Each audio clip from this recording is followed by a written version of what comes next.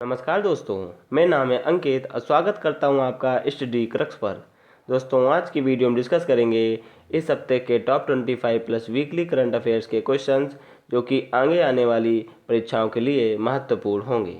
साथ ही हमने mostly question के साथ कई फ़ोटोज़ भी इंक्लूड की हुई है जिससे आपकी अंडरस्टैंडिंग बेटर हो सके। So friends, welcome to Study Crux. अगर आप हमारे चैनल में नए हैं और वीडियो आपको पसंद आती है तब आप इस रेड बटन पर क्लिक करके हमसे जुड़ सकते हैं और इस वीडियो को अपने दोस्तों के साथ शेयर कर सकते हैं। तो चलिए देखते हैं आज का पहला क्वेश्चन। तो आज का पहला क्वेश्चन है, एयर इंडिया की पूर्ण महिला पायलट टीम ने किन दो शहरों के मध्य 16,000 किलोमीटर की उड़ान भरी है? तो दोस्तों, ये प्रसंग पिछले दिनों काफ़ी चर्चा में था और यहाँ पे इसका सही जवाब है ऑप्शन ए, सैन फ्रांसिस्को से बेंगलुरु। एयर इंडिया की पूर्ण महिला पायलट टीम ने, जिसमें 4 महिला सदस्य शामिल हैं, इन्होंने अमेरिका के सैन फ्रांसिस्को शहर से कर्नाटक की राजधानी बेंगलुरु तक 16,000 किलोमीटर की उड़ान भरी है। तो यहाँ पे इसका सही जवाब है ऑप्शन ए, सैन फ्रांसिस्को से बेंगलुरु। और इस पूर्ण महिला पायलट टीम का नेतृत्व कैप्टन जोया के द्वारा किया गया है। आशा करते हैं ये क्वेश्चन आपको समझ में आ गया होगा। देखते हैं अगला प्रश्न। अगला क्वेश्चन है, चेन्नई बंदरगाह पर नए तटीय अनुसंधान वाहन सागर अन्वेषका को किस केंद्रीय मंत्री ने राष्ट्र को समर्पित किया है? तो यहाँ पे इसका सही जवाब है option D, doctor Harshvardhan Singh. वर्तमान में केंद्रीय स्वास्थ्य मंत्री के रूप में अपनी सेवाएं दे रहे हैं। साथ ही विज्ञान और प्रौद्योगिकी मंत्रालय का प्रभार भी इन्हीं के पास है, जिन्होंने बीते दिनों चेन्नई बंदरगाह पर नए तटीय अनुसंधान वाहन सागर अन्वेषका को राष्ट्र को समर्पित किया है। इस वाहन की मदद से वैज्ञानिक समुद्र में 3 किलोमीटर की गहराई तक जाकर अपने शोध कार्यों को संपन्न कर सकेंगे। देखते हैं अगला प्रश्न। अगला क्वेश्चन है, गुवाहाटी हाई कोर्ट के नए मुख्य न्यायाधीश कौन बने हैं? तो दोस्तों, यहाँ पे इसका सही जवाब है ऑप्शन ए, सुधांशु धूलिया। ये सुधांशु धूलिया जो कि गुवाहाटी हाई कोर्ट के नए मुख्य न्यायाधीश बने हैं। आपको बता दें कि पिछले सप्ताह कई राज्यों के उच्च न्यायालयों में नए मुख्य न्यायाधीशों की नियुक्ति की गई है। इसी क्रम में गुवाहाटी हाई कोर्ट के नए मुख्य न्यायाधीश सुधांशु धूलिया को नियुक्त किया गया है। जे.के. माहेश्वरी को सिक्किम हाई कोर्ट में चीफ जस्टिस के रूप में अपॉइंट किया गया है।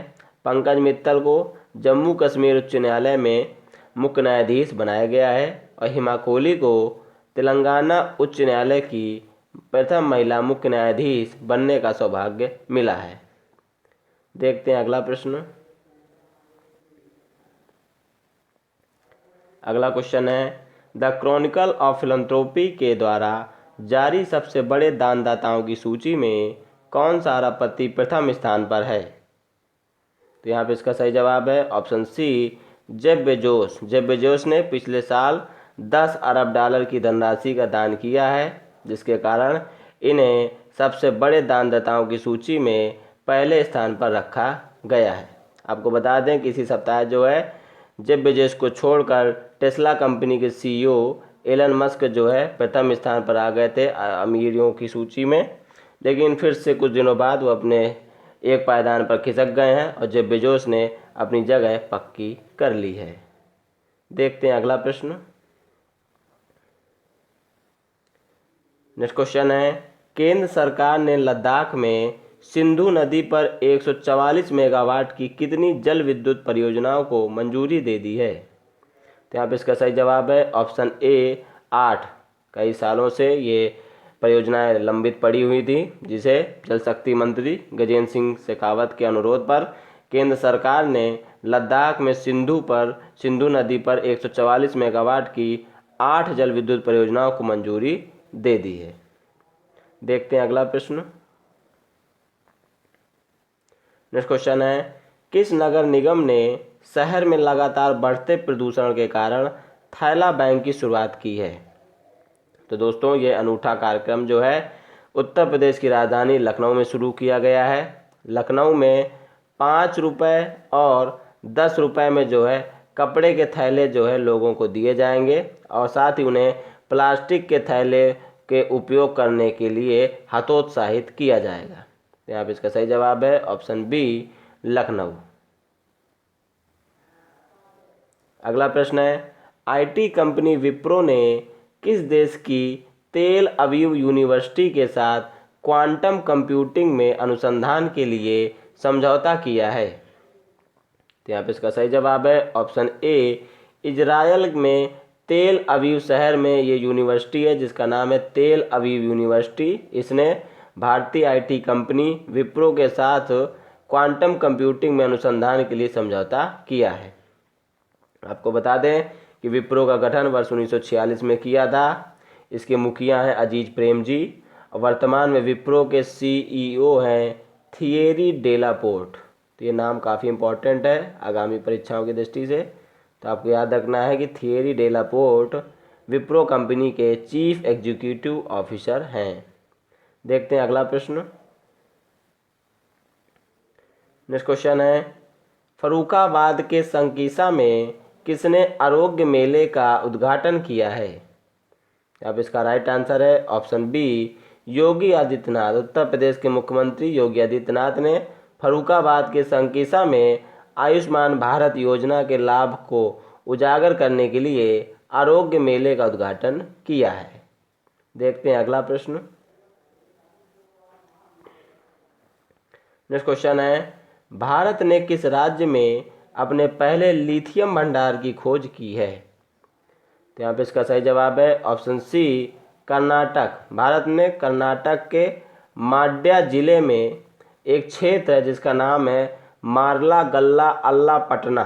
ये दोस्तों मार्लागल्ला अल्लापट्टना क्षेत्र में 1600 टन की तादाद में जो है लिथियम भंडार पाया गया जो कि भारत का पहला लिथियम भंडार है। दोस्तों पिछले हफ्ते हमने चर्चा की थी कि भारत में पहली लिथियम रिफाइनरी जो है गुजरात में लगाई जा रही है जिसमें कि लिथियम जो है ये ऑस्ट्रेलिया से आयात किया जाना था, लेकिन इस सप्ताह जो है कर्नाटक में 1600 टन की तादाद में जो है हमें लिथियम प्राप्त हुआ है।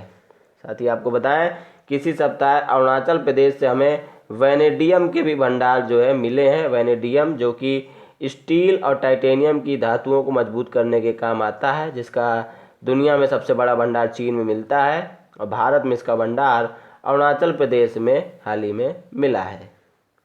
देखते हैं अगला प्रश्न। नेक्स्ट क्वेश्चन है, बीते सप्ताह जारी हेनले पासपोर्ट इंडेक्स में भारत किस पायदान पर है? तो यहाँ पे इसका सही जवाब है ऑप्शन ए, 85। बीते सप्ताह जारी हेनले पासपोर्ट इंडेक्स में भारत को 50वीं रैंक दी गई है। इस इंडेक्स में जापान को जो है पहले पायदान पे रखा गया है। दोस्तों अगर आपके पास भारत का पासपोर्ट है तो आप 58 देशों में विदाउट वीज़ा ट्रैवल कर सकते हैं, यानी कि आपको वीज़ा की ज़रूरत नहीं पड़ेगी। इसी प्रकार अगर आपके पास जापान का पासपोर्ट है तो आप दुनिया भर के 191 देशों में विदाउट वीज़ा ट्रैवल कर सकते हैं। तो यहाँ पे आपको भारत देश की रैंक याद रखनी है 85। साथ ही आपको बता दें कि मानव विकास सूचकांक में जो है भारत की 121वीं रैंक थी, तो आपको 131 रैंक भी याद रखनी है मानव विकास सूचकांक के मुताबिक। नेक्स्ट क्वेश्चन है, भारत में गणतंत्र दिवस पर किस देश की सैन्य टुकड़ी भाग लेगी? अब इसका राइट आंसर है ऑप्शन डी, बांग्लादेश। बांग्लादेश के 122 सैनिकों की छोटी सी टुकड़ी भारत में 26 जनवरी के मौके पर भाग लेगी। तो अब इसका right answer option D. Next question है, केंद्र सरकार ने वित्त वर्ष 2020-21 में जीडीपी की विकास दर कितने प्रतिशत रहने का अनुमान लगाया है?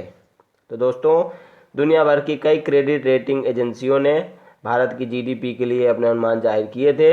अब स्वयं केंद्र सरकार ने वित्त वर्ष 2020-21 के लिए जीडीपी की विकास दर को -7.7% तक संकुचित रहने के अनुमान जाहिर किए हैं। तो इसका राइट आंसर ऑप्शन ए, -7.7%, जो कि अपने आप में एक महत्वपूर्ण आंकड़ा है। देखते हैं अगला प्रश्न। नेक्स्ट क्वेश्चन है, bureau of police research and development की रिपोर्ट के मुताबिक वर्तमान में देश भर में पुलिस बल में कितने प्रतिशत महिलाएं। बहुत ही अच्छा क्वेश्चन है। इस प्रकार के क्वेश्चन प्रतियोगी परीक्षाओं में देखे जाते हैं। Bureau of police research and development का ये डाटा है, जिसके मुताबिक देश भर में जो है महिला पुलिसकर्मियों की संख्या 10.3% है। वहीं पे अगर हम लाख में अगर आंकड़ों को तो जहां 20 लाख पुलिसकर्मी है देश भर में, इसमें महिला पुलिसकर्मियों की संख्या 2 लाख के करीब है। तो यहाँ पे इसका राइट आंसर है ऑप्शन सी। देखते हैं अगला प्रश्न। नेक्स्ट क्वेश्चन है, किस देश की सरकार ने कोविड-19 से मुकाबला करने के लिए भारत को 2113 करोड़ की ऋण सहायता देने की घोषणा की है? तो यहाँ पे इसका राइट आंसर है ऑप्शन ए जापान। जापान की सरकार ने कोविड-19 से मुकाबला करने के लिए भारत को 2113 करोड़ रुपए की ऋण सहायता प्रदान करने की घोषणा की है। यहाँ पर आपको जापान के प्रधानमंत्री योशिहिदे सुगा का नाम पता होना चाहिए। साथ ही जापान में भारत के राजदूत हैं संजय कुमार वर्मा, उनका नाम भी आपको पता होना चाहिए, जो कि वर्ष 2018 से वहाँ पर अपनी सेवाएं प्रदान कर रहे हैं, संजय कुमार वर्मा। नेक्स्ट क्वेश्चन है, केंद्रीय वित्त मंत्रालय द्वारा निर्धारित शहरी स्थानीय निकायों में सुधारों को लागू करने के मामले में कौन सा प्रदेश तीसरा राज्य बन गया है? तो ये इसका राइट आंसर है ऑप्शन बी तेलंगाना। आंध्र प्रदेश और मध्य प्रदेश के बाद निर्धारित शहरी स्थानीय निकायों में सुधारों को लागू करने के मामले में तेलंगाना तीसरा राज्य बन गया है। इन स्थानीय निकायों में सुधारों को लागू करने के कारण इन राज्यों को केंद्र सरकार से अतिरिक्त कर्ज मुहैया कराया जाता है। तो आपको याद रखना है कि ये 3 राज्य हैं जो केंद्र सरकार द्वारा निर्धारित शहरी स्थानीय निकायों में सुधारों को लागू कर चुके हैं। देखते हैं अगला प्रश्न। नेक्स्ट क्वेश्चन है, ऑल इंडिया फुटबॉल फेडरेशन के पहले उप महासचिव कौन हैं? दोस्तों यह पद अभी तक इस फेडरेशन में नहीं था, हाल ही में इसको क्रिएट किया गया है। तो हाल ही में अभिषेक यादव, जो कि पूर्व फुटबॉलर रहे हैं, इन्हीं को ऑल इंडिया फुटबॉल फेडरेशन के पहले उप महासचिव के रूप में नियुक्ति प्रदान की गई है। बात करें इस फेडरेशन की तो वर्ष 1937 में इस फेडरेशन का गठन किया गया था। दिल्ली के द्वारका में इसका हेडक्वार्टर है। वर्तमान में ऑल इंडिया फुटबॉल फेडरेशन के प्रेसिडेंट हैं प्रफुल्ल पटेल। तो आपको इसका नाम भी याद रखना है। फुटबॉल से जुड़ा हुआ एक संगठन है दोस्तों फीफा। यहाँ पे फीफा की आपको फुल फॉर्म याद रखनी चाहिए, federation international D football association. देखते हैं अगला प्रश्न। अगला क्वेश्चन है, राइट अंडर योर नोज पुस्तक के लेखक कौन है? इसका राइट आंसर है ऑप्शन ए आर गिरिधरन। ये आर गिरिधरन, जो कि वर्तमान में रिजर्व बैंक ऑफ इंडिया में महाप्रबंधक के रूप में तैनात है। और इनकी ये पहली प्रकाशित पुस्तक है जिसका नाम है राइट अंडर योर नोज। तो आगामी परीक्षाओं की दृष्टि से ये एक इम्पॉर्टेंट किताब है, आपको इसको एक जगह नोट डाउन कर लेना चाहिए। नेक्स्ट क्वेश्चन है, केंद्र सरकार द्वारा पुर्तगाल में भारत का राजदूत किसे नियुक्त किया गया है? तो यहाँ पे इसका सही जवाब होगा ऑप्शन सी मनीष चौहान। ये दोस्तों मनीष चौहान, जो कि वर्ष 1994 बैच के भारतीय विदेश सेवा के अधिकारी हैं, जिन्हें हाल ही में केंद्र सरकार द्वारा पुर्तगाल में भारत का राजदूत नियुक्त किया गया है। नेक्स्ट क्वेश्चन है, केंद्रीय औद्योगिक सुरक्षा बल यानी CISF के प्रमुख कौन बने हैं? तो दोस्तों यहाँ पे इसका सही जवाब है ऑप्शन डी सुबोध कुमार जायसवाल।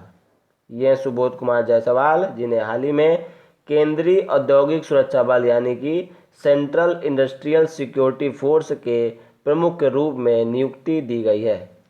बात करें CISF की तो इसकी स्थापना हुई थी वर्ष 1969 में।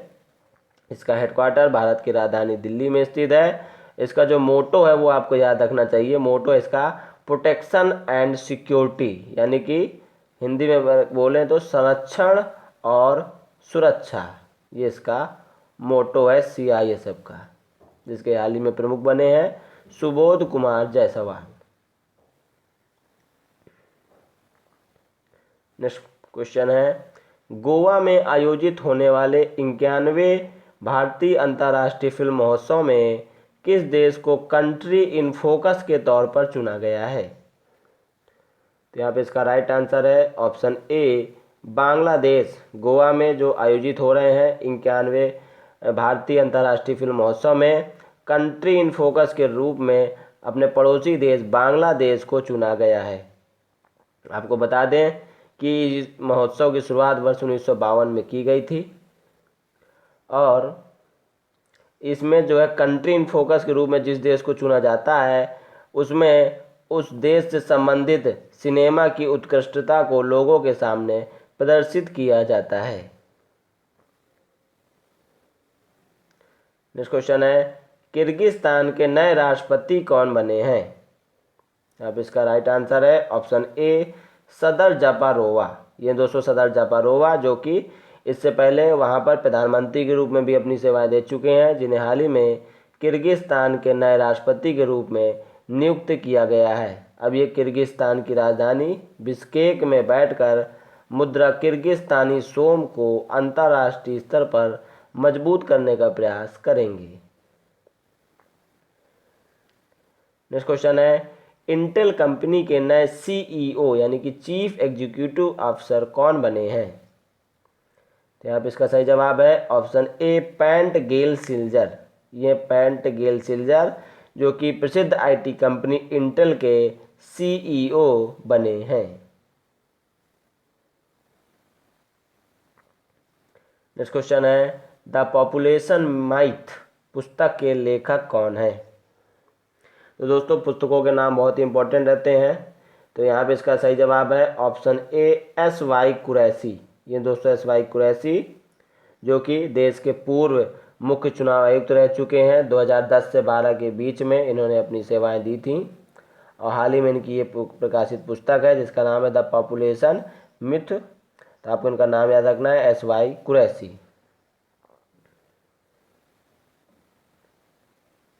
नेक्स्ट क्वेश्चन है, केंद्रीय मंत्रिमंडल ने भारत और किस देश के मौसम विज्ञान केंद्र के बीच वैज्ञानिक और तकनीकी सहयोग बढ़ाने के लिए समझौता ज्ञापन को मंजूरी दी है? तो यहाँ पे इसका राइट आंसर है ऑप्शन डी संयुक्त अरब अमीरात यानी कि यूनाइटेड अरब अमीराट्स। केंद्रीय मंत्रिमंडल ने भारत और UAE देश के बीच मौसम विज्ञान केंद्र के बीच जो है वैज्ञानिक और तकनीकी सहयोग बढ़ाने के लिए समझौता किया, यानी कि अब भारत और UAE के जो आपस में जो डाटा होगा मौसम से संबंधित उनको शेयर किया जा सकेगा। नेक्स्ट क्वेश्चन है, खेलो इंडिया आइस हॉकी टूर्नामेंट 2021 का आयोजन कहां पर होगा? इसका राइट आंसर है ऑप्शन बी लद्दाख। लद्दाख के कारगिल डिस्ट्रिक्ट में दोस्तों एक क्षेत्र है जिसका नाम है चिकटन, वहां पर खेलो इंडिया आइस हॉकी टूर्नामेंट 2021 का आयोजन किया जाएगा। तो यहाँ पे इसका राइट आंसर है ऑप्शन बी लद्दाख। आइए अब देखते हैं इस सप्ताह हुए प्रमुख निधन। तो इस सप्ताह गुजरात के पूर्व मुख्यमंत्री माधव सिंह सोलंकी का निधन हो गया है। कांग्रेस से जुड़े थे ये और गुजरात के ये 4 बार मुख्यमंत्री रह चुके थे और इससे पहले केंद्र सरकार में मंत्री के रूप में भी अपनी सेवाएं दे चुके हैं। इसी हफ्ते पद्मश्री से सम्मानित पत्रकार तुर्लापति कुटुंबा राव का भी निधन हो गया है। इसी हफ्ते दोस्तों भारतीय मूल के अमेरिकी लेखक वेद मेहता का भी निधन हो गया है। इनकी कई पुस्तकें जो है लाखों करोड़ों पाठकों के दिलों पर राज करती थी। इसी सप्ताह दोस्तों वर्ष 2020 में पद्मश्री से सम्मानित ओडिशा के प्रसिद्ध सामाजिक कार्यकर्ता डी प्रकाश राव का निधन हो गया है। ये एक चाय की दुकान चलाते थे और उन पैसों से जो है गरीब बेसहारा बच्चों की पढ़ाई के खर्चों को उठाते थे। तो इनका भी निधन इसी सप्ताह हो गया है। पद्मश्री से इनको सम्मानित किया गया था। आइए अब देखते हैं इस सप्ताह के कुछ महत्वपूर्ण विश्व अंतर्राष्ट्रीय और राष्ट्रीय स्तर के दिवस। तो पहला दोस्तों 12 जनवरी को हर साल स्वामी विवेकानंद के जन्म दिवस पर राष्ट्रीय युवा दिवस मनाया जाता है, ताकि देश भर के युवा स्वामी विवेकानंद के व्यक्तित्व से प्रेरणा लेकर जीवन में उच्च आयामों को प्राप्त कर सकें। 12 जनवरी 1984 में ये घोषणा की गई थी कि देश भर में जो है राष्ट्रीय युवा दिवस मनाया जाएगा, और वर्ष 1985 में इसकी पहली बार इसको मनाया गया था। आपको दोस्तों इस वर्ष की थीम याद रखनी है राष्ट्रीय युवा दिवस की, पेपर में पूछ लिया जाता है। इस बार की थीम है युवा उत्साह नए भारत का। 14 जनवरी को दोस्तों भूतपूर्व सैनिकों के कारनामों और उनके कृतित्व को याद करते हुए हर साल 14 जनवरी को भूतपूर्व सैनिक दिवस भी मनाया जाता है। 15 जनवरी को भारतीय थल सेना दिवस मनाया जाता है, क्योंकि 15 जनवरी 1949 को फील्ड मार्शल जनरल करियप्पा ने सेना में अपना पदभार ग्रहण किया था। तो इसका आपको याद रखना है कि 15 जनवरी को भारतीय थल सेना दिवस क्यों मनाया जाता है। और साथ ही आपको बता दें कि 15 जनवरी को जो है भारतीय मौसम विभाग ने अपनी 146वीं वर्षगांठ भी मनाई है, क्योंकि 1875 में भारतीय मौसम विज्ञान विभाग का गठन किया गया था। तो दोस्तों वीडियो यहीं तक थी। वीडियो पसंद आई हो तो लाइक करें, कुछ वीडियो में सजेशन देना हो तो कमेंट करें, और इस वीडियो को अपने ज़्यादा से ज़्यादा दोस्तों तक शेयर करें। मिलेंगे नेक्स्ट वीडियो में, तब तक के लिए नमस्कार, जय हिंद, वंदे मातरम।